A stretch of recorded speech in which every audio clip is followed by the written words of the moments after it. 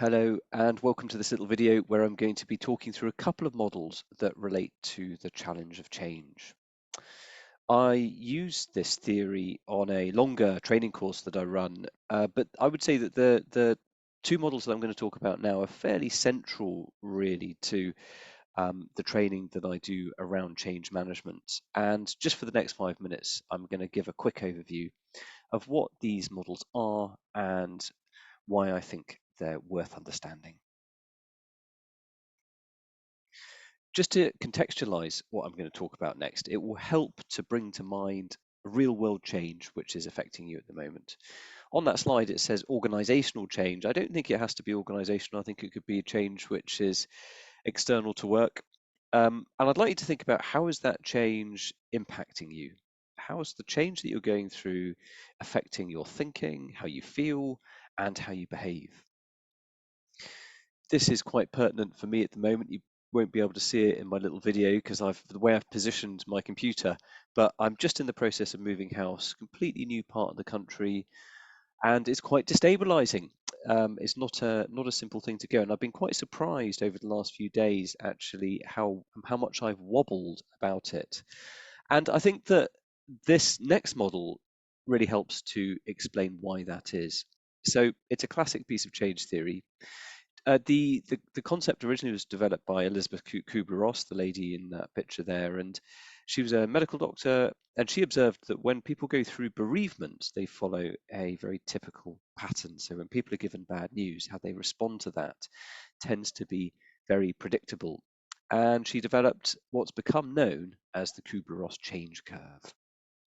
You've probably seen this before. It's a very well used piece of theory, but it's absolutely right, I think. And certainly, again, my own experience at the moment, last couple of days, I've been ruminating on this and thinking, do you know, this is so true. Certainly is for me. See how it is for you. But the idea is that when you know that change is coming, your initial response might be denial. Well, maybe it's not going to be such a big deal. I'll just roll through. It's no great shakes. Or maybe, it's probably just not going to happen.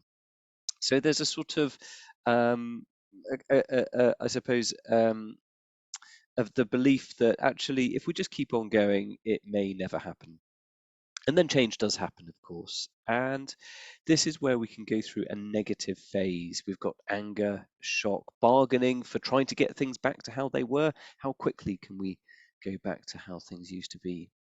Depression, the pit of despair is I suppose that point where you might just feel a bit worn out, a bit low mood, in response to the change which is happening around you. And then acceptance, which is where we start to, I suppose, accept that it is a reality. And at this point, we might start to lean into it. We might start to experiment. Things people might say, well, it's happened, and we've got to make the best of it. And that changes our internal script a little bit to how do we get things back to how things were, to how do we move forward well here. And ultimately where we hope to get to is commitment, and where it isn't change anymore, where whatever we've gone through has sort of become normal, embedded. Been very interesting to look at, society, I suppose, on a sort of a higher level as we've gone through COVID. And, in the early stages of COVID, how a lot of the discussion was how long is this going to last for, and how quickly how long before we can go back to our normal patterns of life and the office and all that sort of stuff. I used to take my daughter to a recorder lesson in the middle of York every Friday evening. It took ages to get into York because of the traffic. I'd sit around for half an hour while she'd play the recorder at this lesson, and then it was a right struggle to get out of York back home every Friday evening.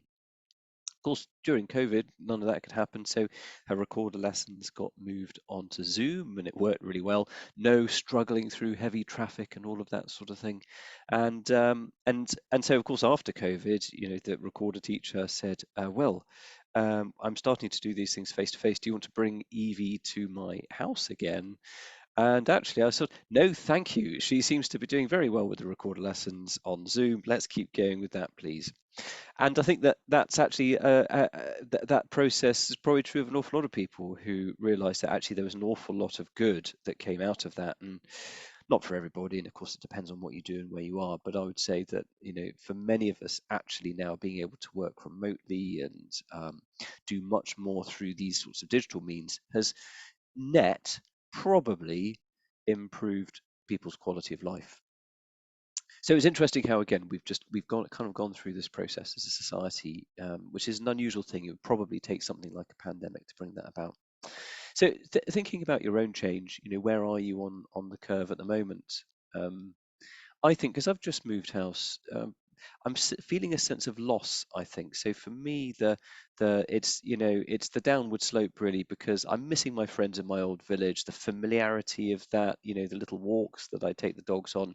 I'm definitely, I suppose, feeling a sense of bereavement over that old life, but at the same time, there is a lot to look forward to. So need to keep focused on that. You can draw a line down the middle, and one perspective on this is that the negative stuff on the left is because we are dealing with loss. Even if the change might be relatively small, there's still some element of loss. We're having to let go of something. uh, Possibly it's a process of unlearning, letting go of old knowledge or ways of doing things. The language on the right more positive, because once we're through the unlearning and the letting go, then we're ready to start to move forwards and relearn new things. And that tends to be a much more positive thing. What can we see when people are going through that change curve? Confusion, criticism, denial, malicious compliance. Watch out for that one. People deliberately going to be working against you if they're really not bought into it. And I tend to see that when change is done to people and they're just not consulted at the early stages. Sabotage, even worse. Easy agreement. Nice people who nod and smile but don't really know what they're letting themselves in for.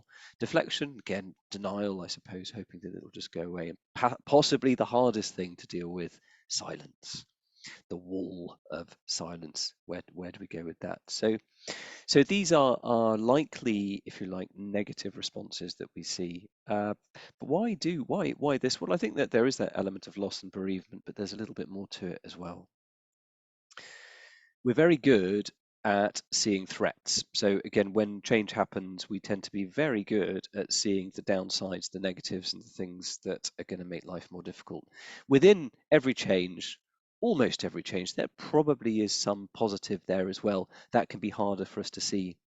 It's a bit of a rule of thumb that goes back to the work of people like Daniel Kahneman and that sort of thing, that loss tends to outweigh gain by a ratio of about 4 to 1. So we tend to be much more focused on the negative naturally than we are on the positive. Makes sense. Evolutionary psychology is probably why we're still here as a species, actually, because we are naturally more tuned in to threats than we are to opportunities. People will see the threats straight away. They might need a little bit more help to see the opportunities that come with change. A really lovely little tool is David Rock's SCARF model that really you can again talk about a lot of things really, but I tend to think about this actually in terms of what do we need. So what do we need to be happy, to be flourishing, and to be at our best? And there are 5 fundamental needs. Status: people like to feel important and valued. How they perceive their status will contribute to how they perform. We need to know that we are valued and that we're recognized and that the work that we're doing has purpose, and that we get recognized for that. Certainty. We don't like uncertainty. We want to know what's going to happen. Even so, trains. Even if you know that your train's going to be half an hour late and you know it's going to be half an hour late, that's okay. The stress, certainly for me, when it comes to waiting for a train, there's been a lot of that over the last 18 months. Goodness me, I don't know what's going on with our train system, but it's nothing good.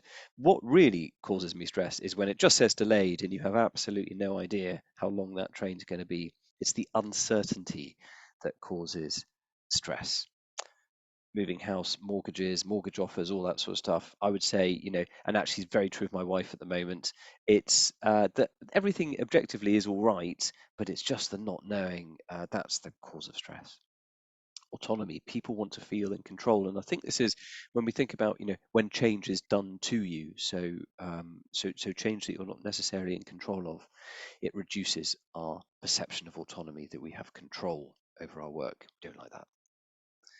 Relatedness, people, belonging, really, that we belong, that we are part of a team, that we're accepted by others and understood.